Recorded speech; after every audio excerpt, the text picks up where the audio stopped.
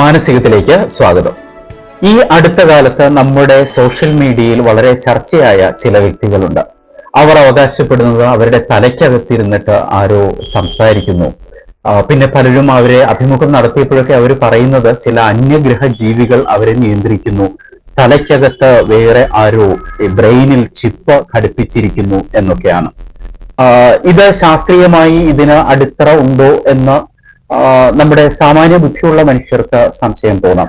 എന്തായാലും നമ്മളോട് ഇതിനെക്കുറിച്ച് വിശദീകരിക്കാൻ കേരള യൂണിവേഴ്സിറ്റി സൈക്കോളജി ഡിപ്പാർട്ട്മെന്റ് ഹെഡും പോളിഗ്രേറ്റീവ് സൈക്കോളജിയുടെ ഉപജ്ഞാതാവുമായ ഡോക്ടർ വി ജോർജ് മാത്യു ഉണ്ട്. സാറിനോട് തന്നെ ചോദിക്കാം, സാർ എന്താണ് ഇതിന്റെ ഒരു വിശദീകരണം? ഈ സൈബർനെറ്റിക്സ് എന്നൊരു പഴയ വിഷയമുണ്ട്. ഇത് സൈബർനെറ്റിക്സ് എന്ന് പറഞ്ഞാൽ ഈ കമ്പ്യൂട്ടറും തലച്ചോറും തമ്മിലുള്ള താരതമ്യ പഠനമാണ്. തലച്ചോറിനെ പറ്റിയുള്ള വിവരങ്ങൾ ഉപയോഗിച്ച് കമ്പ്യൂട്ടർ ഡിസൈൻ ചെയ്യുക, കമ്പ്യൂട്ടർ എങ്ങനെ പ്രവർത്തിക്കുന്നു എന്നുള്ള ഇതുകൊണ്ട് തലച്ചോറിൻ്റെ പ്രവർത്തനത്തെ മനസ്സിലാക്കാൻ ശ്രമിക്കുക. ഇതൊക്കെയാണ് സൈബർനെറ്റിക്സ് എന്ന് പറയുന്നത്. ഇതിൻ്റെ ഒരു ഉപവിഭാഗമാണ് സൈക്കോട്രോണിക്സ്. സൈക്കോട്രോണിക്സ് എന്ന് പറഞ്ഞാൽ ഇലക്ട്രോണിക്സ് ഉപകരണങ്ങൾ ഉപയോഗിച്ച് ഒരാളുടെ ചിന്തകൾ വായിക്കുക അല്ലെങ്കിൽ വായിക്കാൻ ശ്രമിക്കുക. പിന്നെ ഇലക്ട്രോണിക്സ് ഉപകരണങ്ങൾ ഉപയോഗിച്ച് ഒരാളുടെ മനസ്സിലേക്ക് ചിന്തകളെ കടത്തിവിടാൻ ശ്രമിക്കുക, അല്ലെങ്കിൽ അയാളുടെ മനസ്സിനെ ഹരസ് ചെയ്യാനായിട്ട് ശ്രമിക്കുക. ഇതൊക്കെയാണ് സൈക്കോട്രോണിക്സ് ചെയ്യുന്നത്. ഇത് സംബന്ധിച്ച് കുറേ ഗവേഷണങ്ങളൊക്കെ നടന്നിട്ടുണ്ട്. ഒരുപക്ഷെ ഇപ്പോഴും നടക്കുന്നുണ്ടായിരിക്കും. പക്ഷെ ഇന്ന് പല ആളുകളുടെയും സംശയം അവരുടെ തലച്ചോറിനെ അല്ലെങ്കിൽ മനസ്സിനെ വെളിയിലുള്ള ആരോ ഒക്കെ നിയന്ത്രിക്കുന്നു എന്നുള്ളതാണ്. ചിലർ സംശയിക്കുന്നത് CIA ആണ് അവരെ നിയന്ത്രിക്കുന്നത്. ചിലർ വിചാരിക്കുന്ന ഇല്യൂമിനാറ്റി എന്ന് പറഞ്ഞ ഒരു മലീഷ്യസ് ഗ്രൂപ്പുണ്ട്, അവരാണ് ലോകത്തെ നിയന്ത്രിക്കുന്നത്. അവർ തന്നെയാണ് എന്നെ ഹരസ് ചെയ്യാൻ വേണ്ടി എൻ്റെ മനസ്സിൽ ഇങ്ങനെ ഡിസ്റ്റർബൻസസ് ക്രിയേറ്റ് ചെയ്തുകൊണ്ടിരിക്കുന്നു എന്നൊക്കെ വിചാരിക്കുന്നു. പണ്ടൊക്കെ ഇത് വിചാരിക്കുന്നവർ സൈക്കോളജിസ്റ്റിനെയോ സൈക്യാട്രിസ്റ്റിനെയോ കാണാൻ പോവുകയുള്ളൂ. ഇപ്പോൾ അങ്ങനെയല്ല, അവർ സോഷ്യൽ മീഡിയയിൽ ഇതൊക്കെ യഥാർത്ഥത്തിൽ നടക്കുന്ന സംഭവങ്ങളാണെന്നും പറഞ്ഞ് വീഡിയോ അടിച്ചു വിടുകയാണ്. അപ്പോൾ ഇതിൻ്റെ യാഥാർത്ഥ്യം എന്താണ്? ഒന്നാമത് ഈ സൈക്കോട്രോണിക്സ് പരീക്ഷണങ്ങളെ പറ്റി പലർക്കും വേണ്ടാത്ത ധാരണയില്ല. ഇപ്പോൾ ഈ പരീക്ഷണങ്ങൾക്ക്, പ്രത്യേകിച്ച് ഇത്തരത്തിലുള്ള പരീക്ഷണങ്ങൾക്ക് ഒരു പ്രോട്ടോകോൾ ഉണ്ട്. അപ്പോൾ ഈ ലാബറട്ടറിയിലെ വോളണ്ടിയേഴ്സിനെ വിളിച്ചു വരുത്തിയാണ് ഈ പരീക്ഷണങ്ങൾ നടത്തുന്നത്. ആദ്യമായിട്ട് അവരുടെ സമ്മതപത്രം എഴുതി വാങ്ങിക്കണം. ഇങ്ങനെ ഒരു എൻ്റെ മനസ്സിലേക്ക് ചിന്തകൾ കടത്തിവിടാനുള്ള പരീക്ഷണത്തിന് ഞാൻ വില്ലിങ്ങാണ്, അല്ലെങ്കിൽ എൻ്റെ മനസ്സ് ഞാൻ ചിന്തിക്കുന്ന വിഷയങ്ങൾ ഇലക്ട്രോണിക് എക്യുപ്മെൻറ്റ്സ് ഉപയോഗിച്ച് റീഡ് ചെയ്യാനായിട്ട് ശ്രമിക്കുന്ന പരീക്ഷണങ്ങൾക്ക് വശംവദനാകാനായിട്ട് ഞാൻ സമ്മതിക്കുന്നു എന്നൊക്കെ ഇവർ എഴുതി വാങ്ങിക്കും. ഇതുകൂടാതെ മണിക്കൂറിന് ഇത്ര $, വെച്ച് ഇവർക്ക് പേയ്മെൻറ്റും കൊടുക്കും. പിന്നെ ഇവർക്ക് എന്തെങ്കിലും കുഴപ്പം പറ്റിയാൽ കോമ്പൻസേഷനായിട്ട് വലിയ ഭീമമായ തുകകൾ കൊടുക്കേണ്ടി വരും. കാരണം അവർ കോടതിയിൽ പോവുകയാണെങ്കിൽ ഭയങ്കര എമൗണ്ട് നഷ്ടപരിഹാരം കൊടുക്കേണ്ടി വരും. അപ്പോൾ നേരത്തെ എഗ്രി ചെയ്ത് അതനുസരിച്ചുള്ള റിമ്യൂണറേഷനും ഇവർ കൊടുക്കും. അപ്പോൾ ഇങ്ങനെയൊക്കെയാണ് പരീക്ഷണങ്ങൾ നടക്കുന്നത്. അല്ലാതെ അമേരിക്കയിൽ ഇരുന്നുകൊണ്ട് ഇന്ത്യയിലുള്ള ഒരുത്തൻ്റെ മനസ്സിലേക്ക് ചിന്തകളൊന്നും കടത്തിവിടാനായിട്ട് വകുപ്പില്ല, അങ്ങനെ സാധ്യവുമല്ല. പിന്നെ ഈ സൈക്കോട്രോണിക്സ് പരീക്ഷണങ്ങൾ എതുവരെ എത്തിയെന്ന് ചോദിച്ചാൽ വളരെത്തും എത്തിയിട്ടില്ല എന്നുള്ളതാണ് വാസ്തവം. ഇപ്പോൾ ഈ സോഷ്യൽ മീഡിയയിൽ V2K, മൈക്രോവേവ് ടെക്നോളജി എന്നൊക്കെ ആളുകൾ അടിച്ചു വിടുന്നുണ്ട്. ഇതൊക്കെ പരീക്ഷണാർത്ഥം കുറേ പേര് ലാബുകളിൽ ട്രൈ ചെയ്തിട്ട് ഉണ്ടെന്നുള്ളത് വാസ്തവമാണ്. പക്ഷെ ഇതൊന്നും അവിടത്തും എത്തിയിട്ടില്ല. ഈ പരീക്ഷണങ്ങളൊക്കെ 70കളിൽ തന്നെ അടച്ചുപൂട്ടി നിർത്തി എന്നുള്ളതാണ് വാസ്തവം. പിന്നെ ഇന്നിപ്പോ നിങ്ങളുടെ തലച്ചോറിനെ പറ്റി എന്തെങ്കിലും പരീക്ഷണം നടത്തണമെങ്കിൽ, ഇപ്പൊ മെഡിക്കൽ ആവശ്യങ്ങൾക്ക് വേണ്ടിയാണെങ്കിൽ ഇപ്പോൾ സ്കാൻ മാത്രമേ അവൈലബിൾ ആയിട്ടുള്ളൂ. ഇപ്പോൾ MRI സ്കാൻ അതുപയോഗിച്ച് നിങ്ങളുടെ തലച്ചോറിൻ്റെ സ്ട്രക്ചറലായിട്ടുള്ള പ്രോബ്ലംസ് ഡിറ്റക്ട് ചെയ്യാം. അപ്പം നിങ്ങൾ MRI മെഷീൻ്റെ അകത്ത് കയറ്റി ആണ് ഈ MRI സ്കാൻ എടുക്കുന്നത്. അപ്പോൾ ഏതെങ്കിലും ട്യൂമർ എന്തെങ്കിലും ഉണ്ടെങ്കിൽ അതിൽ തെളിഞ്ഞ് കാണാം. പിന്നെ എന്തെങ്കിലും തലച്ചോറിൽ ഫങ്ഷണലായിട്ടുള്ള പ്രോബ്ലം ഉണ്ടെങ്കിൽ PTE PET സ്കാനാണ് ഉപയോഗിക്കുന്നത്.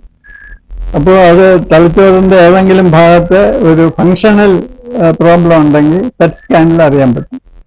ഇതുവരെ ഇത്രയും ടെക്നോളജി എത്തിയിട്ടുള്ളൂ. പിന്നെ ഈ പലർക്കും തെറ്റിദ്ധാരണ അവരുടെ തലച്ചോറിനകത്ത് ചിപ്പ് ഇംപ്ലാന്റ് ചെയ്തിട്ടുണ്ടെന്ന്. ഈ ഒരാളുടെ തലച്ചോറ് ഇതിനകത്ത് എന്തെങ്കിലും ചെയ്യണമെങ്കിൽ ഈ സർജിക്കലായിട്ട് മാത്രമേ പറ്റുള്ളൂ. ഈ തലയോട്ടി പൊളിച്ച് അതിനകത്ത് മാത്രമേ എന്തെങ്കിലും ചെയ്യാൻ പറ്റുള്ളൂ. ഇങ്ങനെ ഒരു സംശയം ആളുകൾക്ക് വരാൻ കാരണം എലോൺ മസ്കിൻ്റെ ഒരു പുതിയ പരീക്ഷണമാണ് ഈ തലച്ചോറിലെ ചിപ്പ് ഇംപ്ലാന്റ് ചെയ്തിട്ട് ഇപ്പോൾ നമ്മൾ റിമോട്ട് ഉപയോഗിച്ച് ഇലക്ട്രോണിക് എക്യുപ്മെന്റ്സ് കൺട്രോൾ ചെയ്യുന്നത് പോലെ നമ്മുടെ മൊബൈൽ ഫോണോ TV യോ ഒക്കെ നമ്മളുടെ ചിന്തകൾ കൊണ്ട് ഓപ്പറേറ്റ് ചെയ്യാം.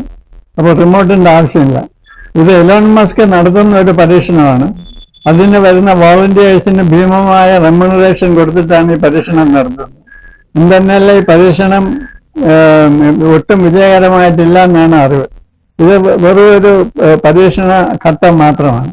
അല്ലാതെ കേരളത്തിൽ ഇരിക്കുന്ന ഒരാളുടെ തലയ്ക്കകത്ത് അയാൾ അറിയാതെ ഒരു ചിപ്പ് ഇംപ്ലാന്റ് ചെയ്യുക എന്ന് പറയുന്നത് ഇമ്പോസിബിളാണ്. പിന്നെ ചിലർ വിചാരിക്കുന്നത് അവരുടെ ബ്രെയിനിൽ നിന്ന്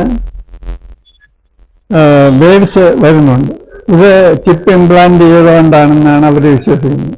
അവർ ഏതെങ്കിലും ഒരു ഇലക്ട്രോണിക് എക്യുപ്മെന്റ് എടുത്ത് നോക്കുമ്പോൾ ബ്രെയിനിൽ നിന്ന് വേവ്സ് വരുന്നു. അപ്പോൾ ബ്രെയിനിൽ നിന്ന് വേവ്സ് വരുന്നെങ്കിൽ എങ്ങനെ ഒരു ചിപ്പ് അകത്ത് പോയിട്ടുണ്ടെന്നാണ് ഇവർ വിശ്വസിക്കുന്നത്. വാസ്തവത്തിൽ ബ്രെയിൻ ഒരു ഇലക്ട്രിക്കൽ ഓർഗനാണ്. ഈ നെർവ് ഇമ്പൾസസ് അങ്ങോട്ടും ഇങ്ങോട്ടും പോകുന്നത് ഇലക്ട്രിക്കൽ ഇമ്പൾസ് വഴിയാണ്. അപ്പോൾ ഇലക്ട്രിസിറ്റി ഉള്ളിടത്തെല്ലാം ഇലക്ട്രോ മാഗ്നറ്റിക് ഫീൽഡ് ഉണ്ടാവും. അപ്പോൾ എല്ലാവരുടെയും തലച്ചോറിൽ നിന്ന് ഈ ബ്രെയിൻ വേവ്സ് ഇങ്ങനെ വന്നുകൊണ്ടിരിക്കുകയാണ്. സാധാരണഗതിയിൽ നമ്മൾ സംസാരിക്കുകയൊക്കെ ചെയ്യുമ്പോൾ ബീറ്റ വേവ്സ് എന്ന് പറയുന്ന വേവ്സാണ് വരുന്നത്.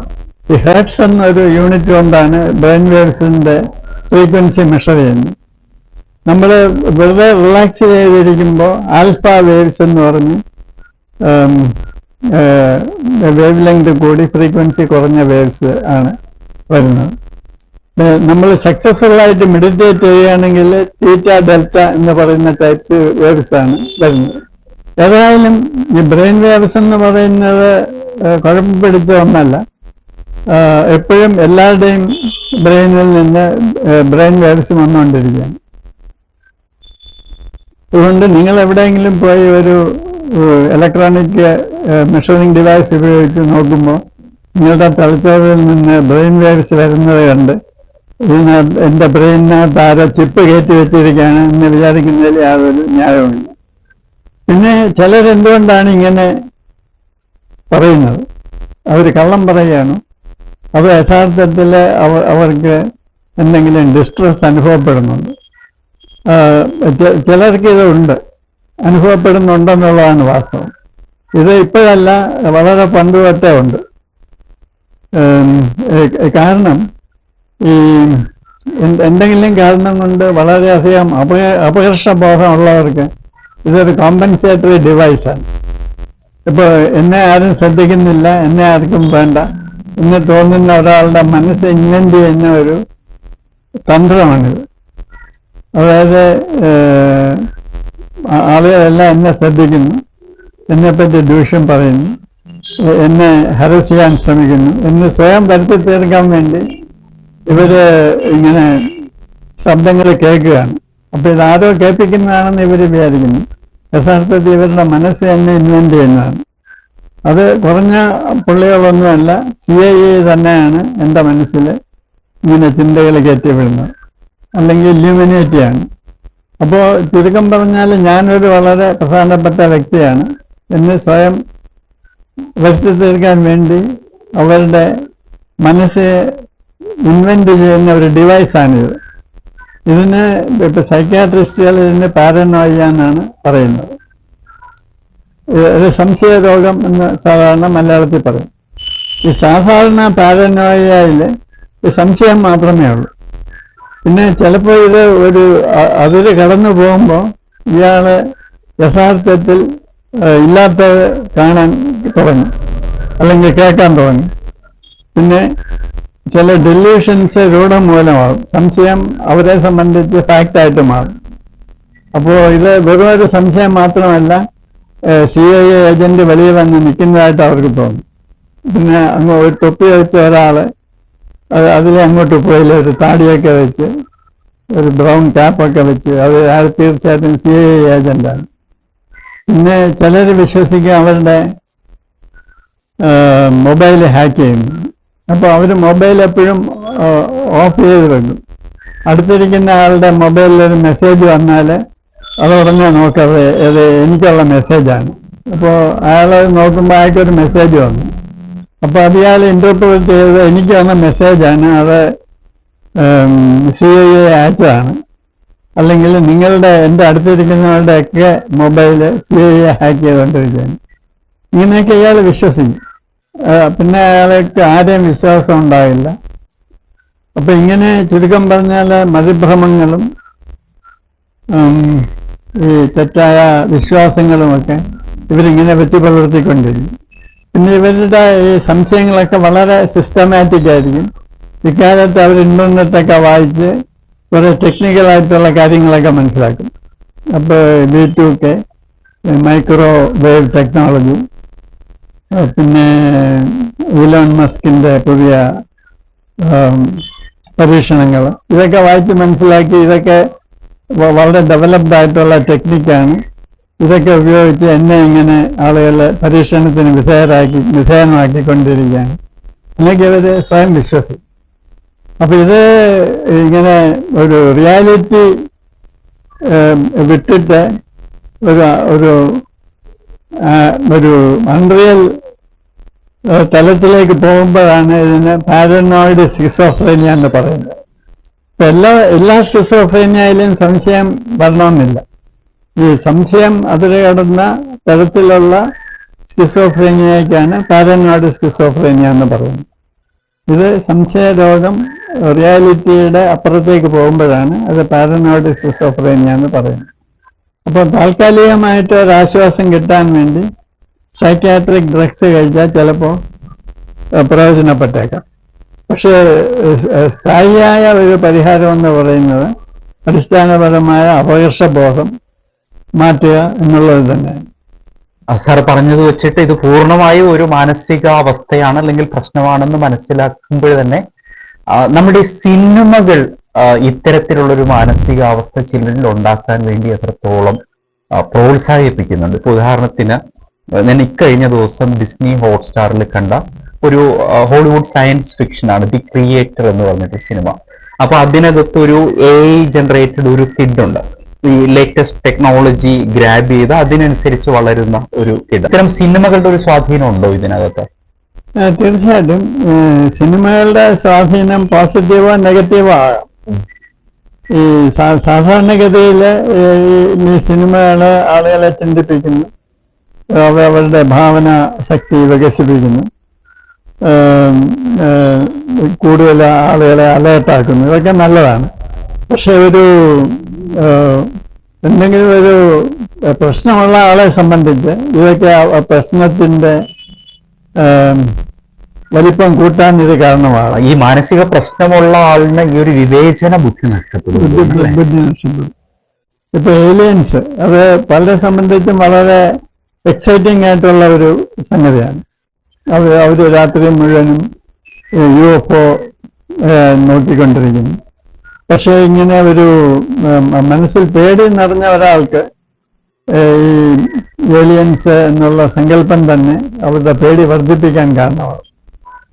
എപ്പോഴും അവരുടെ വീടിന് ചുറ്റും അവർ നടന്നു നോക്കും, ഏലിയൻസ് വല്ലവരും അവിടെ ഉണ്ടോ, അപ്പോൾ എന്തെങ്കിലും ശബ്ദം കേട്ടാൽ അത് ഏലിയനാണ് എന്നവർ വിചാരിക്കും. അത് അവരുടെ സംശയ രോഗത്തിൻ്റെ വ്യാപ്തി വർദ്ധിപ്പിക്കാനും കാരണമായി മാറും. ഓക്കെ സാർ, വ്യക്തമായി. മറ്റൊരു മാനസിക പ്രശ്നവുമായി മാനസികം വീണ്ടും നിങ്ങളുടെ മുന്നിൽ കാത്തിരിക്കുക.